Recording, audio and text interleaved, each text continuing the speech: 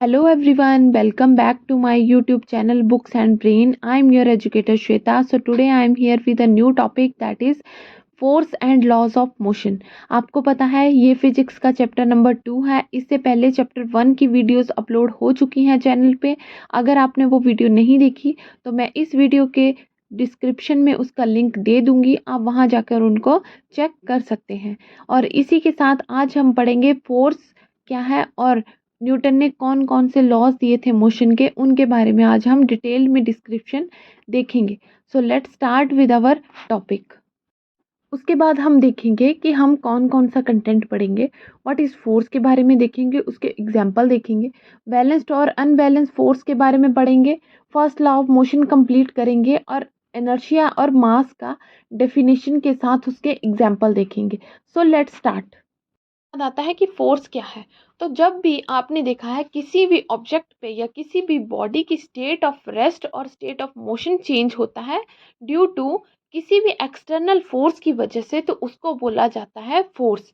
क्योंकि जब तक हम कोई एक्सटर्नल फोर्स अप्लाई नहीं करेंगे वो ऑब्जेक्ट जो है वो अपनी पोजीशन को चेंज नहीं करेगा। और जब वो पोजीशन चेंज करेगा तो वो किसकी वजह से होगा? फोर्स की वजह से। इसके एग्जाम्पल में देखते हैं। जैसे कि हम बॉल किकिंग करते हैं, बॉल को अगर किक जब तक नहीं करते हैं तो बॉल जो है वो one place to another place नहीं जाती है। वैसे ही मतलब किक करना क्या हुआ, हमारा उसको फोर्स देना हुआ। तो इसका मतलब हम उसको फोर्स दे रहे हैं और वो one place to another place जा रही है। वैसे ही जब आपके पास साइकिल है तो साइकिल खुद थोड़ी ना चलेगी कि साइकिल वन प्लेस से टू प्लेस चली जाती है, नहीं जाती है। तो क्यों नहीं जाती? क्योंकि जब तक हमने उसको एक्सटर्नल फोर्स अप्लाई नहीं करी है तब तक वो अपने रेस्ट पोजीशन को चेंज नहीं करेगी। तो जब भी कोई भी बच्चा है वो साइकिल चलाएगा तो वो उसमें पैडलिंग करेगा। जब पैडलिंग करेगा तो वो फोर्स देगा उसको और साइकिल जो है वो खुद ब खुद मूव करेगी एक प्लेस से दूसरे प्लेस जाने के लिए।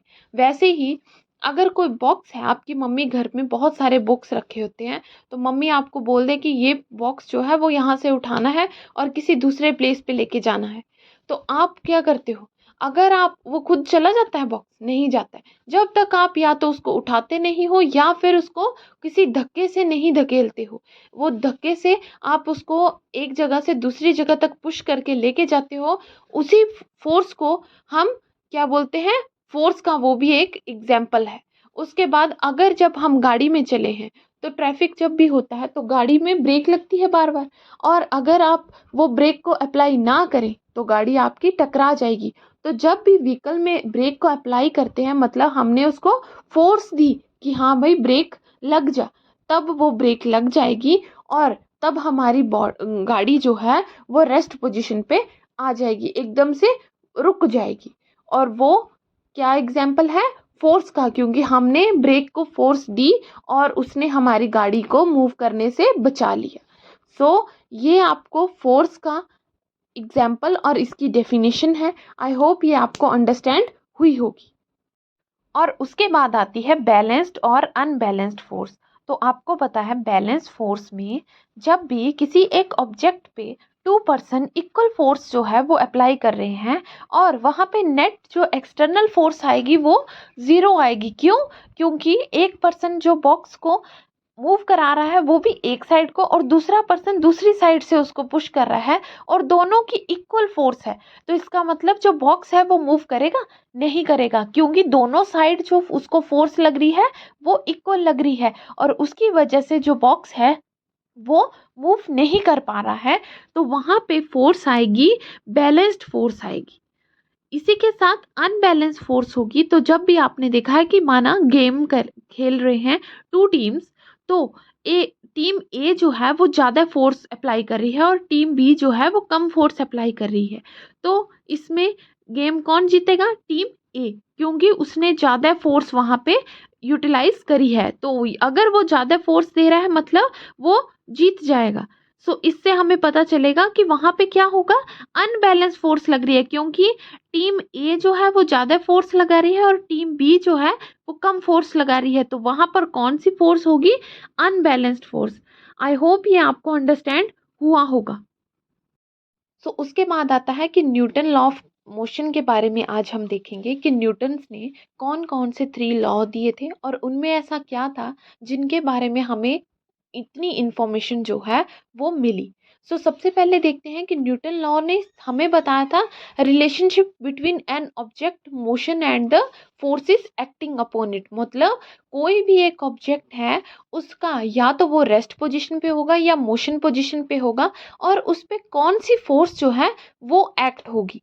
ठीक है, तो अपने फर्स्ट लॉ ऑफ मोशन में उन्होंने हमें ये बताया है कि अगर कोई भी ऑब्जेक्ट अपनी पोजीशन को चेंज करता है तो ये कब करेगा, जब उस पे फोर्स जो है वो हम अप्लाई करेंगे। आपने देखा पीछे भी, फोर्स जो है, जब तक हम किसी फोर्स को अप्लाई नहीं करते किसी भी ऑब्जेक्ट पे या बॉडी पे, तब तक वो अपनी स्टेट ऑफ रेस्ट और state of change of position जो है वो चेंज नहीं करती। ना ही वो रेस्ट में जाएगी, ना ही वो मोशन में जाएगी। ठीक है, और सेकेंड लॉ ऑफ मोशन जो है वो बताता है हमें कि फोर्स जो है ऑब्जेक्ट की वो इक्वल होती है उसके मास और इसकी एक्सेलरेशन के बराबर। मतलब F इजिकल टू ma के बराबर होती है, जिसके बारे में हम अपनी नेक्स्ट वीडियो में डिटेल में डिस्कशन करेंगे। थर्ड लॉ ऑफ मोशन जो हमें बताता है कि there is an equal and opposite reaction for every object. मतलब हम किसी ऑब्जेक्ट को हम अगर फोर्स देते हैं तो वो हमें उसी टाइम पे अपना एक रिएक्शन देगा। ठीक है, तो ये हमें इक्वल एंड अपोजिट रिएक्शन के बारे में बताता है। ये है न्यूटन का थर्ड लॉ ऑफ मोशन। आज हम अपना फर्स्ट लॉ ऑफ मोशन ही पढ़ेंगे और उसके बारे में डिटेल में डिस्कशन करेंगे। Let's start with our Newton first law of motion. After that Newton first law of motion और लॉ ऑफ इनर्शिया में न्यूटन ने क्या बताया था? तो न्यूटन ने बताया था कि कोई भी बॉडी है वो या तो रेस्ट पोजीशन में रहेगी या फिर मूविंग पोजीशन में रहेगी जब वो स्ट्रेट लाइन में होगी। क्योंकि जब तक हम उस पर कोई एक्सटर्नल फोर्स अप्लाई नहीं करेंगे वो अपनी स्पीड और अपनी पोजीशन को चेंज नहीं करेगी। जैसे कि जब हम गाड़ी में कहीं जा रहे हैं तो आगे से शार्प टर्न आ रहा है, ठीक है, तो आपकी बॉडी के मूवमेंट भी उसी के अकॉर्डिंग होगी, क्योंकि वहां पर आपकी बॉडी मूवमेंट को चेंज करने के लिए आपके ऊपर फोर्स लग रही है। वहां गाड़ी को टर्न करने के लिए फोर्स लग रही है, और जैसे वो टर्न करती है तो मतलब वो फोर्स आपकी बॉडी पे भी एक्ट हो रही है, इसीलिए उसी हिसाब से आपकी बॉडी जो है वो मूव कर रही है। ऐसे ही tightening of seat belt in a car when it stop quickly. जब भी हम कार की ब्रेक को अप्लाई करते हैं और उसी के साथ हमारी बॉडी जो है वो एकदम से फॉरवर्ड जाके बैकवर्ड आती है, क्योंकि हमारी बॉडी पहले गाड़ी के साथ मोशन में थी, अब गाड़ी रेस्ट में आ गई है तो वो बॉडी भी जो है वो रेस्ट में आएगी। इसलिए जब भी ब्रेक लगती है आपकी बॉडी पहले मूव करती है फॉरवर्ड डायरेक्शन में, देन बैकवर्ड। इसको गैलीलियो लॉ ऑफ इनर्शिया भी बोला गया है, जिसमें कि यही बताया गया है कि बॉडी जो है वो अपनी रेस्ट पोजीशन में ही रहेगी अनटिल जब तक हम इसको कोई एक्सटर्नल फोर्स अप्लाई नहीं करेंगे। This is Newton first law of motion. I hope ये आपको अंडरस्टैंड हुआ होगा। इसके साथ ही आप डायग्राम से भी इसका आइडिया लगा सकते हैं, क्योंकि डायग्राम से भी आपको बहुत सारे जो पॉइंट्स होते हैं वो अंडरस्टैंड होते हैं। के बाद आपके पास 2 टर्म्स हैं, इनर्शिया एंड मास। जब आप लॉ ऑफ इनर्शिया के बारे में पढ़ लेते हैं तो आपको ये चीज़ें पता होनी चाहिए कि इनर्शिया क्या है और मास क्या है। तो इनर्शिया एक नेचुरल टेंडेंसी है जिसमें वो किसी भी ऑब्जेक्ट को अपनी पोजीशन चेंज करने के लिए रेजिस्ट करती रहेगी। क्यों? क्योंकि जब भी वो मोशन पोजीशन में होगी तो वो उसको कंटिन्यू किस में रखेगी? मोशन में ही। और अगर वो रेस्ट में है then it will remain at rest. ठीक है, क्यों? क्योंकि हमने उसके ऊपर कोई भी एक्सटर्नल फोर्स अप्लाई नहीं करी है। एनर्शिया जो है वो डिपेंडेंट अपॉन मास, वो डिपेंड करती है मास पे। तो किसी भी ऑब्जेक्ट के मास पे जब एनर्शिया डिपेंड करेगी तो वो रेजिस्ट करेगी उसकी बॉडी को चेंज करने के लिए, पोजीशन चेंज करने के लिए। क्यों? क्योंकि उसका मास डिपेंडेंसी जो रहेगी वो ज़्यादा रहेगी। और मास क्या है? Mass is a called measure of inertia of an object. Mass जो है वो हम मेजर करने के लिए लेते हैं इनर्शिया कितना है किसी ऑब्जेक्ट का, तो मास के थ्रू हम उसको उसका इनर्शिया जो है वो मेजर कर सकते हैं। सो ये दोनों टर्म हैं, इसके आप डायग्राम भी देख सकते हैं।